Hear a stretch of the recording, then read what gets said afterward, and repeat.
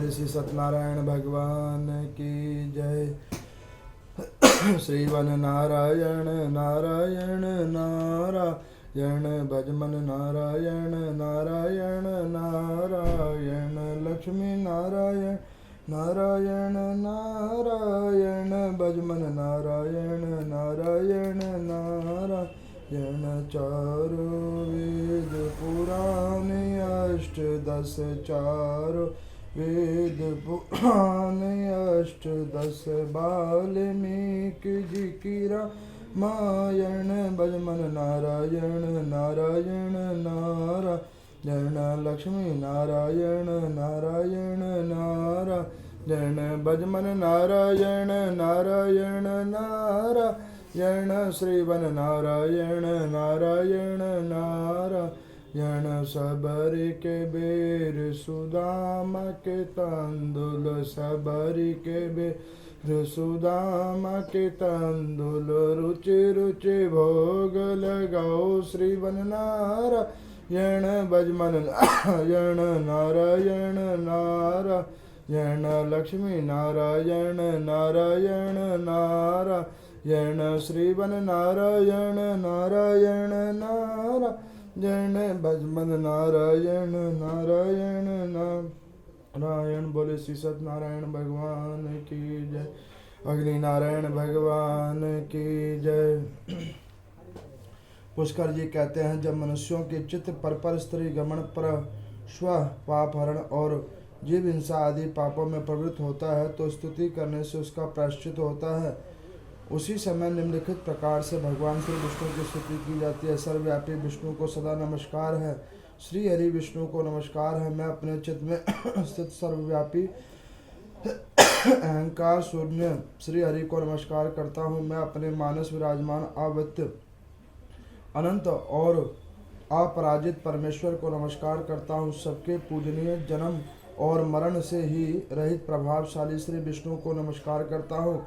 विष्णु जी को चित्त में निवास करके अहंकार को मैं बाहर करता हूँ। मेरे पापों का विनाश हो और जो ध्यान करने पर पापों का हरण करे और भावना करने पर स्वप्न दर्शन दे। इंद्र अनुशरणागत जनों का दुख दूर करने वाले उन पापहारी श्री विष्णु को मैं नमस्कार करता हूँ। मैं इस निराधार जगत में अज्ञान अंधकार में डूबते हुए मोह को हाथ का सहारा देने वाला परतपस्पर स्वरूप श्री विष्णु के सम्मुख प्रणत होते हुए सर्वेश्वर प्रभु के कमल नयन रूप से विष्णु का करता हूँ। आपको नमस्कार है। इस प्रकार से अनंत स्वरूप गोविंद समस्त भूत प्राणियों की सृष्टि करने वाले केशव हैं। अग्निदेव कहते हैं कि अब मैं ब्रह्मा के द्वारा वर्णित पापों के नाश करने वाले प्रायश्चित बतलाता हूँ, जिससे प्राणों का शरीर से वियोग हो जाए। उस कार्य को हनन कहते हैं। जो राग द्वेष और प्रमाद वेश दूसरों के द्वारा स्वयं ब्राह्मण का वध करता है वह ब्रह्मघाती होता है। यदि एक कार्य में तत्पर बहुत से शस्त्रधारी मनुष्य को कोई एक ब्राह्मण का वध करता है तो वह सब घातक माने जाता है। ब्राह्मण किसी के द्वारा निंदित होने पर, मारा जाने पर या बंधन से पीड़ित होने पर जिसके उद्देश्य प्राणों का परित्याग कर देता है उसे ब्रह्म हत्यारा माना जाता है। अशोधोपचार और आदि उपकार करने से किसी की मृत्यु हो जाए तो उसे पाप नहीं होता। पुत्र, शिष्य अथवा पत्नी को दंड देने पर मृत्यु हो जाए तो उस दशा में भी दोष नहीं होता है। जिन पापों से मुक्त होने का उपाय नहीं तो उसको बतलाया गया। देश, काल, व्यवस्था, शक्ति और पाप का विचार करके यत्न पूर्वक प्रायश्चित की व्यवस्था देनी चाहिए। गौ अथवा ब्राह्मण के लिए तत्काल अपने प्राणों का परित्याग कर देवे अथवा अग्नि में अपने शरीर की आहुति दे डालें। मनुष्य ब्रह्म हत्या के पाप से मुक्त हो जाता है। ब्रह्म हत्यारा मृतक के सिर का कपाल और ध्वज लेकर भिक्षा का भोजन करता है। मैंने ब्राह्मण का वध किया है। इस प्रकार अपने पाप कर्म को प्रकाशित करे और वह 12 वर्ष तक नियमित भोजन करता है। इस प्रकार से ब्रह्मघातियों का ऐसे होता है। अगर ब्रह्मघाती क्षत्रियों का दुगुना और वैश्य और शूद्रों का 6 गुना प्रायश्चित करना चाहिए। क्षत्रियों के वध करने पर ब्रह्म हत्या का एक पद और वैश्य के वध करने पर अष्टमांश और सदाचार परायण शूद्र का वध करने पर षोडश प्रायश्चित माना गया है। सदाचार ने स्त्री की हत्या करके शूद्र की हत्या का प्रायश्चित के बराबर होता है। गौ हत्या करने से 1 मास तक गौशाला में शयन करे, गौओं की आगमन करके पंचगव्य पीकर फिर गौदान करने से वो शुद्ध हो जाता है। कृक्ष अथवा अतिकृक्ष आदि व्रत करना चाहिए। रोगिणी स्त्री की हत्या करके अनुसार ब्रह्म हत्या आदि का प्रायश्चित करें, ब्राह्मणों को भोजन करावे और यथाशक्ति तिल और सुवर्ण का दान करे।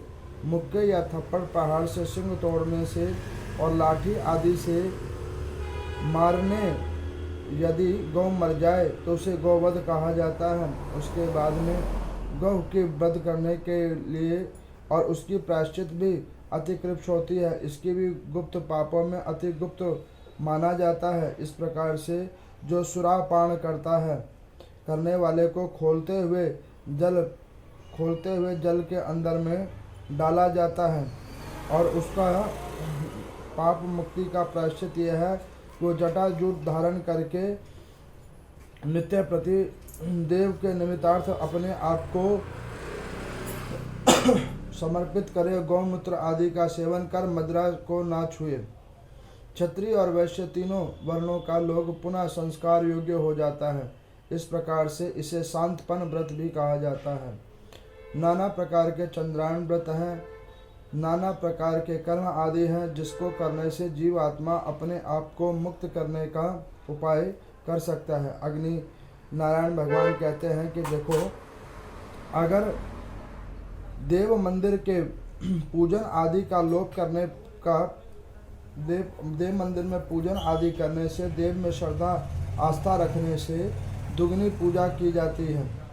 अग्निदेव कहते हैं कि अगर देव मंदिर को लोप किया गया हो तो उसे 108 बार जप करके दुगनी पूजा की व्यवस्था करनी चाहिए। और अगर देव की निंदा की हुई हो तो उसको भी नाना प्रकार के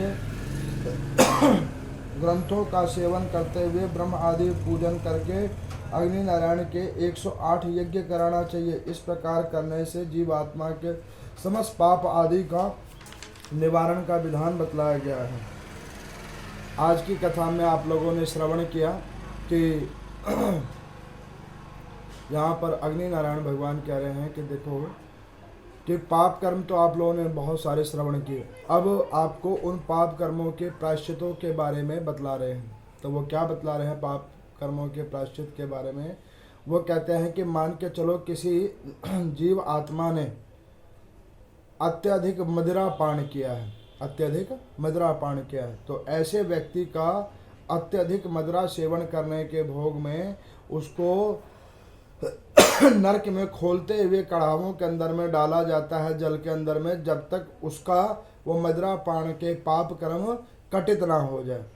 अगर उसे पृथ्वी पे इसका प्रायश्चित करना है तो गत 1 माह तक गौमूत्र का सेवन करे और गौशाला में निवास करे। उसके बाद में वो नाना प्रकार के हत्याओं और हिंसाओं के बारे में बतला रहे हैं। वो कह रहे हैं कि मान के चलो कि कोई जीव आत्मा देव स्थल की निंदा करता है, भगवान की पूजा पाठ की निंदा करता है, देव स्थलों की निंदा करता है, तो ऐसे पूजा पाठ और देव स्थलों की निंदा करने वाले जीव आत्मा को गत 1 माह तक ओम नमो भगवते वासुदेवाय अथवा ओम नमो नारायण का 1 माह तक दैनिक रूप में पाठ करता है तो जाके उस पाप से विमुक्त होता है।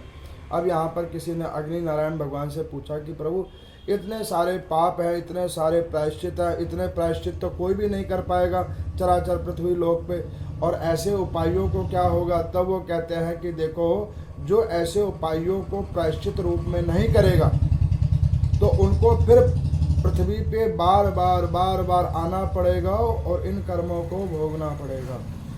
जैसे कि मैं आपको बतलाता हूँ कि एक बार एक बहुत अद्भुत संत थे पृथ्वी लोक के ऊपर में, ऐसे अद्भुत संत जिन्होंने केवल और केवल ओम नमो नारायण ऐसे मंत्रों का जाप और संघन किया था।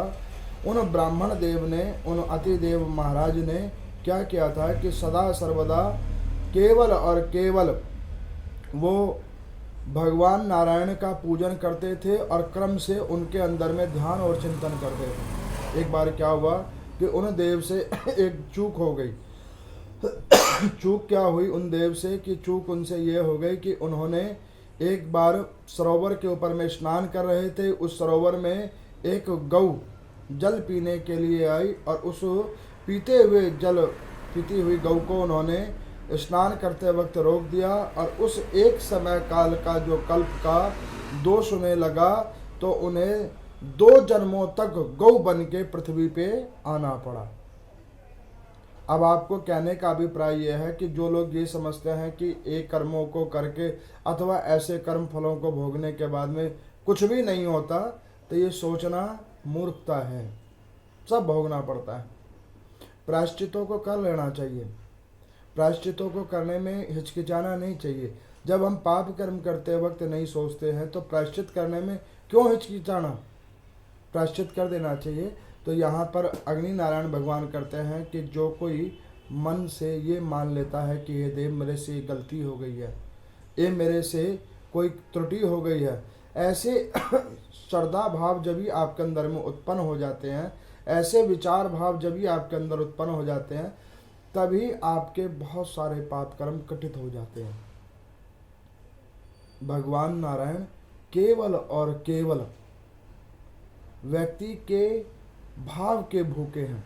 भाव से जो भी कोई भगवान में जो विचार कर ले, केवल वो भाव के भूखे हैं। तो भाव से जो भी कोई नारायण का भजन करेगा, कीर्तन करेगा, उसके ऊपर नाना प्रकार के कल्याण का विधान लिखा हुआ है। उसके बाद में ये अपने पापों की प्रायश्चित करने के लिए ये चंद्रायण आदियों के व्रत रखे हुए हैं। अब किसी ने मुझे पूछा कि पंडित जी चंद्रायण व्रत कब होता है? चतुर्मास्य के अंदर में चंद्रायण व्रत होता है।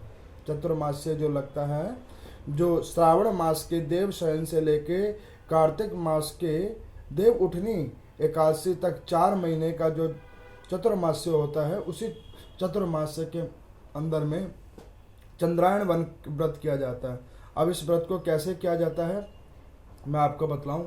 जैसे कि कोई अगर 1 माह कार्तिक का ही महीना कोई केवल एक समय अन्न खाकर रहे, उसे अति कृक्ष व्रत कहते हैं। कोई पंचगव्य लेकर रहे, कोई केवल दूध और फल के ऊपर में रहे। ऐसे बहुत सारे कृक्ष आदि व्रत हैं जिसको करने से जीवात्मा नाना प्रकार के पापों और दोषों से विमुक्त हो जाता है। अब यहाँ पर प्रभु अग्नि नारायण कहते हैं कि यज्ञ करने से भी लोगों के पाप कटित होते हैं। तो यज्ञ करने से कैसे पाप कटित होते हैं? आजकल लोगों ने पार्टी इंजॉइंग करना तो शुरू कर दिया, लेकिन ऐसे पवित्र अग्नि नारायण भगवानों का प्रज्वलन करना बंद कर दिया, देवताओं की पूजन करना बंद कर दिया। आप ये देखो कि मेरे को किसी ने पीछे पूछा कि पंडित जी ये जो आप ऑनलाइन कथा सुनाते हो, इस ऑनलाइन कथा को श्रवण करने के लिए मंदिर में कितने लोग आते हैं? मैंने सुना, मैंने कहा कि देखो केवल मंदिर में एक मैं होता हूँ और एक ग्रंथ होते हैं बस, और दूसरा व्यक्ति कोई नहीं होता। और मज़े की बात आपको मैं बताऊं, अगर ये वीडियोस को मैं अपलोड करना बंद कर दूं तो भी किसी को कोई फ़र्क नहीं पड़ेगा, क्योंकि यहाँ पर इस समय और काल का फ़र्क है, समय और काल का फ़र्क है। एक ग्रंथों का चिंतन, इस ग्रंथों का मनन, देव पूजा सबके भाग्य में नहीं होता। ये उन्हीं लोगों के भाग्य में हो सकता है जो देव की सन्निधिता करते हैं। आप ये देखो कि जितने भी प्रदेश हैं, सारे प्रदेशों के अंदर में हर जगह पे, हर क्षेत्र के अंदर में देव स्थल होते हैं, लेकिन देव स्थल पे पूजा करने के लिए कौन कौन जाता है? बहुत कम लोग जाते हैं देव स्थलों पे पूजा करने के लिए। क्यों कम जाते हैं देव स्थलों पे पूजा कम करने के लिए? क्योंकि उनके भाग्यों में नहीं है, उनके भाग्यों के अंदर में नहीं है देव स्थलों पे पूजन करना। भाग्यों में जिनके होगा केवल वही देव स्थल में जाकर पूजा कर सकता है। एक छोटा सा मैं आपको उदाहरण बतलाऊं। जैसे कि मान के चलो कि कोई जीव आत्मा मान के चलो भगवान की पूजन करने के लिए, आप कभी कभी आप देखते होंगे कि कोई घर से जल लेके चले और वो घर से जल लेके चले और वो रास्ते में ही उसका जल गिर जाए अथवा रास्ते में ही उसे कोई विघ्न बाधा उत्पन्न हो जाए, तो इसका क्या मतलब है? इसका मतलब ये है कि देव को उस व्यक्ति का जल स्वीकार्य नहीं है, या उस दिन के उसके भाव उतने शुद्ध नहीं थे।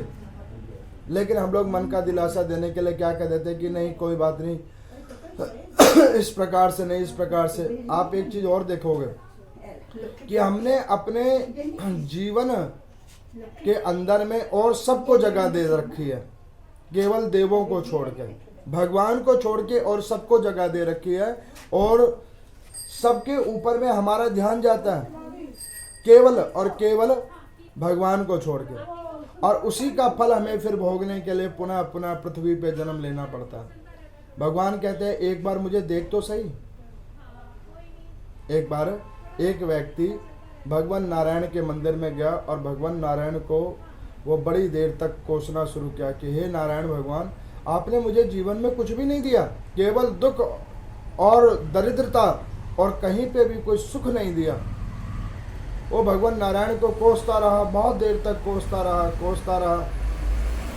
तो वहाँ पे किसी एक साधुजन व्यक्ति ने कहा कि अरे भाई क्यों इतने दुखी हो, इतने चिंतित क्यों हो? तो कहने लगा कि मैंने सदा सर्वदा भगवान की पूजा की, लेकिन भगवान ने कभी उसका मुझे फल नहीं दिया। तो वहाँ पर किसी ने कहा कि अच्छा एक काम करो कि इतनी भगवान की पूजा की, इतना कर्म किया, तो एक काम करो कि तुम भगवान की कामना कोई बांध जाओ, कामना कर जाओ। अब वहाँ पर कामना करके क्या बोला, तो उसने सोचा कि कामना तो जैसे कई लोग चलिया कर लेते हैं, कोई व्रत उठा लेते हैं, और तो और कोई पूजा पाठ करवा लेते हैं, कोई हवन आदि करवा लेते हैं, कामना रख के करवाते हैं। बगैर कामना कोई नहीं कराता, ये सब कामना को रख के करते हैं। अब उन्होंने कामना करके ये सोचा कि हे भगवान, मैं जो है सो आप मेरी ये दुख दरिद्रता को ख़त्म कर दो, मैं आपके निमित्तार्थ कुछ करूँगा। अब ऐसे विचार करके उसने क्या किया, भगवान नारायण के मंदिर में 21 रुपये का प्रसाद खरीदा और एक पर्ची के ऊपर में 21 कामना लिखकर रख दिया। अब वहाँ पे जो मंदिर के जो ब्राह्मण देव थे उन्होंने कहा कि भैया ये तो प्रसाद है, लेकिन ये पर्ची में क्या है? तो वो कहने लगे कि देखिए ये प्रसाद है, और जो ये पर्ची में लिखा हुआ है ये भगवान नारायण को आप आगे उनके कर दीजिए। ऐसे भगवान नारायण के आगे में जब वो पर्ची गई तो लक्ष्मी जी ने कहा कि प्रभु देखो ये व्यक्ति कितना चतुर है, 21 रुपये का प्रसाद लिया है और 21 कामनाएं इसने लिख के भेजी है। नारायण भगवान ने कहा कि देवी ऐसे पृथ्वी पे बहुत सारे लुज्जीव आत्मा हैं, बगैर कामना के वो मंदिर भी नहीं जाते, सब सुविधाजनक कार्य करना चाहते हैं, सुलभता जहाँ हो जाए वो कार्य करना पसंद करते हैं। ऐसे सुलभ व्यक्तियों के लिए ऐसी कामनाएं कोई फर्क नहीं करती।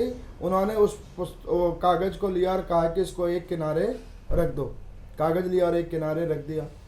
कागज को लिया और एक किनारे रख देने के बाद में उन्होंने क्या करा, जब उनको प्रणाम करके बोला कि हे देव, ये व्यक्ति आपको बहुत देर से ये कह रहा है, इसको कामनाओं की पूर्ति के लिए वो कह रहा है, तो आप इसके ऊपर में क्या क्या निष्कर्ष करेंगे?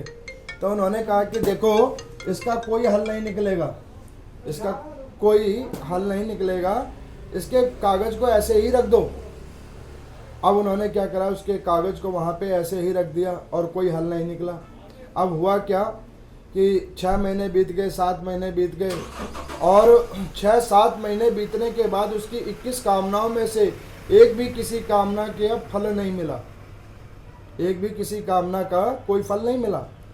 तब वो दुखी होकर पुनः वो साल भर के बाद उस मंदिर में आया और उसने भगवान को फिर कोसना शुरू किया। पहले उस व्यक्ति को ढूंढा जिसने वो बताया कि ऐसे तू भगवान के आगे कामना कर दे। अब उस व्यक्ति को ढूंढकर उसने बहुत भला बुरा कहा कि बताओ ऐसे वेद शास्त्रों का क्या फ़ायदा जिससे कोई कामना पूरी ना हो, ऐसे देव स्थलों और गिरजा स्थानों का क्या फ़ायदा जिसमें भगवान का वास ना हो, ऐसे ग्रंथों का पढ़ने का क्या फ़ायदा जिससे कोई फल ना निकलता हो, उसको श्रवण करने के बाद कोई फल ना निकलता हो, इनका क्या फ़ायदा। अब इसने नाना प्रकार का दोष आरोप लगाना प्रारंभ किया। जब नाना प्रकार के दोष और आरोपों को लगाना प्रारंभ किया और बहुत प्रकार का उन्होंने चिंतन किया, तो उन्होंने अंत में क्या बोला कि हे भगवान, आप मुझे सत्कार करो, मेरे इस पूछे गए प्रश्नों को आप एक फल स्वरूप दो।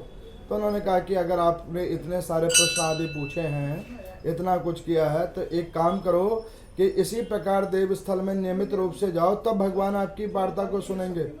जब वो उन्होंने माना और उनका जब नहीं हुआ, तब उन्होंने कहा कि एक काम करो कि ये देव पूजा को बंद करो और सारे कर्मों को छोड़ दो। जब उसके मन में ऐसा ग्लालीन भाव आ गया कि देव पूजा को छोड़ दो, सब कुछ बंद कर दो, तब इतने में भगवान नारायण ने नारद को भेजा कि नारद जी जाओ नीचे पृथ्वी लोक पे, ऐसे जो ये दुखी करने वाली वार्ता कर रहा है और नाना प्रकार के संज्ञान करने वाली वार्ता कर रहा है, ऐसी वार्ताओं का इस जगह पे कोई भी जगह नहीं है।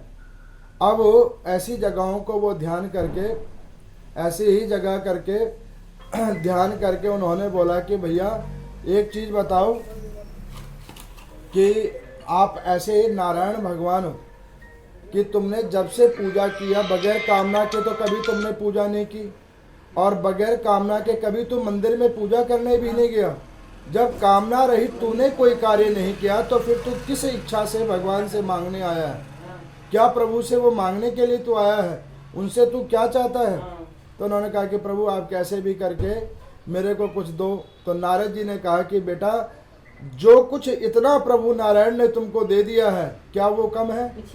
खाने को अच्छा अन्न, पहनने को उत्तम कपड़े, रहने के लिए उत्तम समाज, उसके बाद भी सुलभता करने के लिए देव स्थल और ग्रंथों को तुम्हारे बीच में दिया है, और उसको त्याग के, उसे परित्याग करके फिर भी अगर तुम्हारी कोई अभिलाषा बाकी रह गई है, तो ऐसा जीवन भोगने का कोई लाभ नहीं, ऐसे पूजन करने का कोई लाभ नहीं, ऐसी कामनाओं का कोई लाभ नहीं। तो इस प्रकार से अग्नि नारायण भगवान कहते हैं कि देव स्थलों में जाओ, पवित्र ग्रंथों को श्रवण करो और हरि नाम संकीर्तन करो। यही और यही केवल और केवल एक मुक्ति का एक उपाय है। ऐसे मुक्ति के उपायों को ध्यान करके, ग्रंथों को श्रवण करके जो जीवात्मा चाहेगा वो अपने आप को मुक्त कर देगा। ओम नमो नारायण।